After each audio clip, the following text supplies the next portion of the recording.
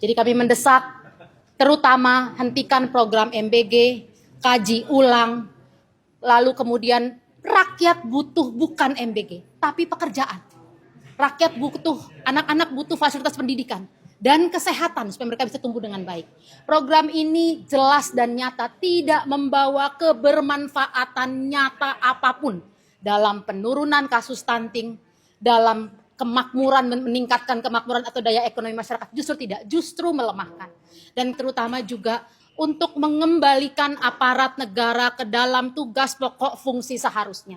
TNI dan Polri tidak ngurusi makan. Mereka ngurusi keamanan negara dalam dan luar negeri. Come on, ini sekarang waktunya kalian bekerja, geopolitik lagi seperti ini. Tapi mereka mengurusi makan dan menindas dan mengintimidasi dan menekan orang-orang yang kritis terhadap program yang berbahaya ini. Jadi kita masuk dalam tahap yang sangat kritis kondisi negara ini. Ya teman-teman, ini sudah mau masuk Hari Raya Idul Fitri, kita tahu kejahatan justru tambah tinggi. Kenapa? Rakyat nggak makan, rakyat sulit. Ya, jadi yang kami suarakan kepada yang terhormat, Bapak Hakim dan siapapun yang akan memproses aduan kami atau masuknya laporan kami tadi, pakailah wewenang Anda untuk menyelamatkan bangsa dan negara ini. Ya, yang begitu penting. Beli alutsista penting, koperasi penting. Cuma ada yang lebih penting lagi. Cari yang lebih penting yang dapat, yang bukan cari, memilih prioritas yang produktif yang dapat meningkatkan pertumbuhan, memperbaiki dan kehidupan ekonomi masyarakat. Di bulan Ramadan, MBG tetap berjalan. Lalu bagaimana dengan menunya? Yang pasti, menu MBG dinilai makin minimalis hingga terkesan seadanya. MBG-nya nih, tiap hari MBG itu kagak pernah begini mulu. Sambil membawa menu makan bergizi gratis yang diterima anak-anaknya saat bulan puasa, para mama komplain dan mendatangi dapur SPBG di Jalan Pulau Gede, Bekasi Barat. Isinya kurang lebih seperti ini: roti kemasan, pisang, kacang hijau, dan susu UHT. Di video lainnya terlihat seorang ibu mengunboxing menu MBG yang diterima kedua anaknya. Ini punya kakak, telur, strawberry. Komplain di media sosial sudah, demo ke dapur SPBG pun juga sudah, tapi keduanya sama-sama tak direspons. Hal serupa juga dialami Camat Bekasi Barat yang mulanya akan menginspeksi dapur SPBG di Kelurahan Jaka Sampurna itu. Kita akan memastikan. Salah satu kehadiran saya juga ingin memastikan itu, karena kan semua juga ada standarnya ya. Nggak ketemu bang atau gimana? Pengelolanya nggak ada, nggak apa-apa, mungkin masih ada kegiatan lain. Anak nggak mau. Kapan ya boy? Aman pak. Sementara itu video yang juga viral di media sosial, puluhan kantong berisi menu MBG diangkut kembali ke mobil pengantarnya di Kabupaten Kuburaya, Kalimantan Barat. MBG yang mulanya hendak didistribusikan ke SMA Negeri 1 Rasau Jaya itu ditolak oleh para siswa. Di bulan Ramadan, agar tahan hingga waktu berbuka puasa, SPBG mestinya mendistribusikan menu kering dengan tetap mempertimbangkan kandungan gizi. Tapi yang banyak terjadi, menu yang justru terkesan seadanya. Kurma 5, kelengkeng 3, jeruknya 1. Untuk 2 hari. Untuk menu 2 hari. Bagaimana komentarnya? Keluhan masyarakat itu juga yang dibawa mahasiswa ke depan gedung DPRD Provinsi Kalimantan Barat. Menuntut pembenahan program makan bergizi gratis agar gizi makanannya benar-benar seimbang, bukan sembarang. Tim MTek Media melaporkan. Karena ini untuk makanan manusia, Pak. Sayang kali uang negara itu, Pak, kalau kayak gini. Jadi tolong ya, Pak. Kasih yang layak untuk manusia. Jangan ada ulat, jangan ada cacing. Terima kasih. Gini aja. Iya, angkat. Nggak usah cerita-cerita yang lain. Ini mah bukan makanan bergizi, tapi makanan berjiji. Ya Allah, tega-teganya si SPPG ngasih anak sekolah makanan yang ada ulat dan cacing. Gimana kalau itu dimakan oleh anakmu? Atau dimakan oleh dirimu sendiri, gimana? Pak Presiden tolong.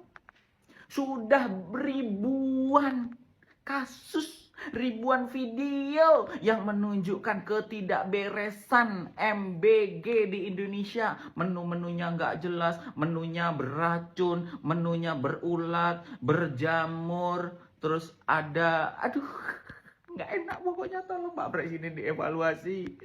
Pak Presiden kok diem aja sih? Nggak ada kabar dari kemarin-kemarin soal MBG ini mau diapain? Ayo Pak Presiden. Mendingan kalau mau ngasih makan bergizi, suruh sekolahnya aja yang mengelola.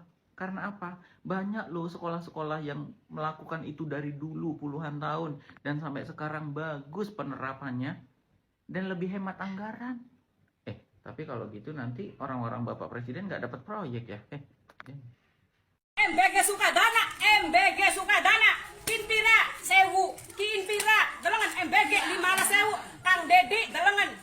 Akhirnya Kang Dedi, delengan ansur rebut, delengan akhirnya Kang Dedi.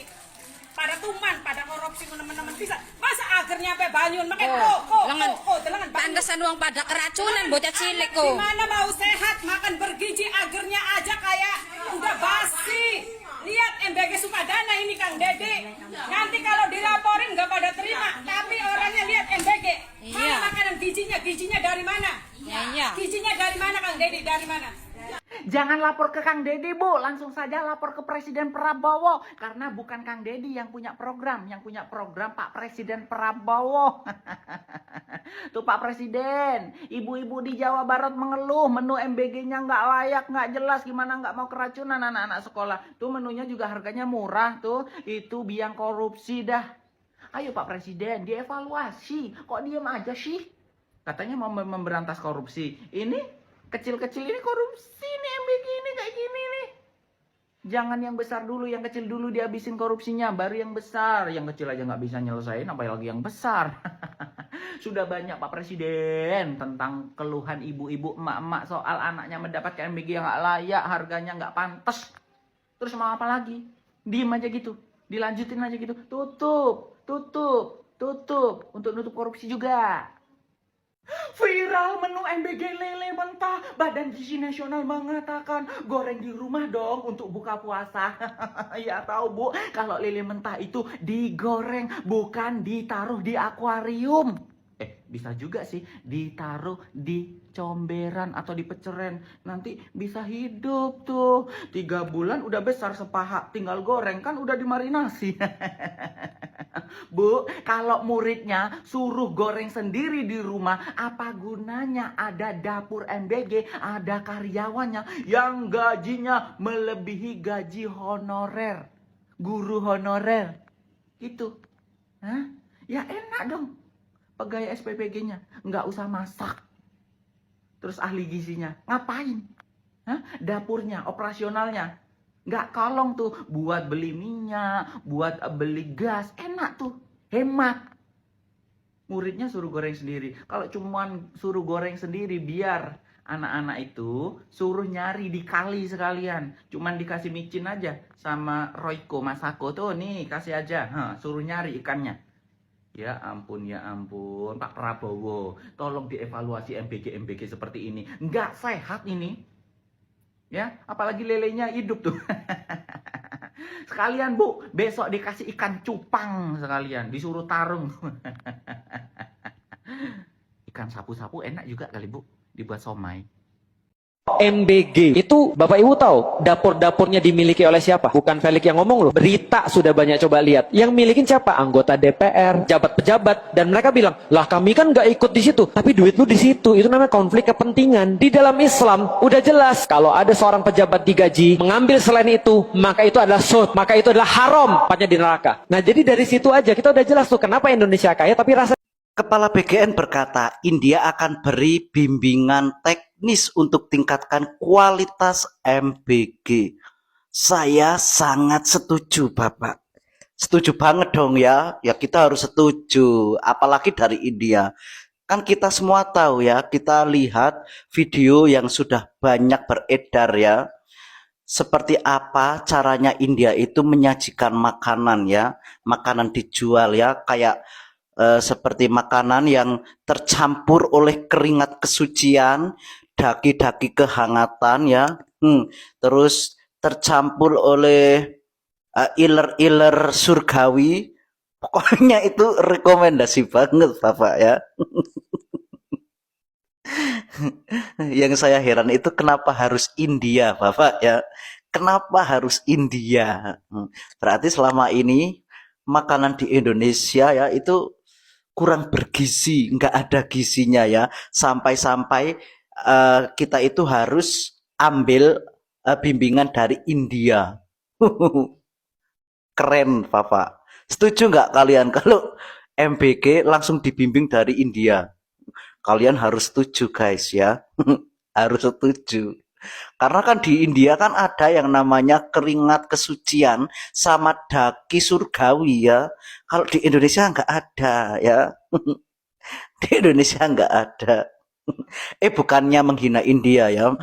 Tidak semua India seperti itu ya. Tidak semua India seperti itu. Itu hanya di bagian yang mungkin Perindavan India kan. Mungkin Perindavan itu ya. Mungkin di Tamilnya juga ya. Tapi kalau di Mumbai, Mumbai apa Bombay? Mumbai ya. Di Mumbai itu kayaknya enggak juga sih ya. India guys, India. Buat siswa-siswa Indonesia selamat menikmati ya. Selamat menikmati masakan bimbingan dari India. Semoga kalian tambah sehat. Apa urgensi MBG masih tetap berjalan di saat libur lebaran? Jika video ini sampai di kalian, mari kita teruskan agar sampai tuh ke kepala BGN, Bapak Dr. Dadan Hindayana, dan kita ajak aja diskusi secara terbuka agar jelas transparansi dan akuntabilitasnya. Karena kebijakan ini tuh benar-benar kebijakan yang gila dan di luar nalar. Kita aja tidak pernah tahu dan tidak pernah ada laporan ke publik sejauh mana soal audit anggaran yang sangat besar ini. Jadi lembaga-lembaga seperti KPK, Ombudsman RI itu seharusnya bisa turun ke lapangan dan melakukan audit serta investigasi. Saya dan juga tentu teman-teman semua ingin menyelamatkan program MBG ini dari segala bentuk resiko konflik kepentingan. Karena di sisi lain saat ini kondisi Indonesia rupiah semakin melemah tembus ke 17.000. Kedekatan Prabowo dengan Trump dengan masuknya ke board office juga sudah tidak mampu lagi melakukan intervensi. APBN defisit 135,7 triliun. Pertumbuhan ekonomi meleset dari perkiraan. James Scott dalam karyanya Seeing Like a Statehouse Certain Scams to Improve the Human Condition mengatakan bahwa ada banyak program kegagalan besar pemerintah itu disebabkan karena kekuasaan negara yang otoriter dan juga masyarakat sipil yang sengaja dibuat lemah. Sengaja suaranya dibungkam untuk tidak menyampaikan kritik dan masukan-masukan terhadap kebijakan yang sudah tidak relevan, dan juga tidak diberikan ruang partisipasi seluas-luasnya, selebar-lebarnya agar kita bisa memberikan catatan-catatan kritis hasil kajian ilmiah kepada pemerintah. Bagaimana menurut pendapat teman-teman?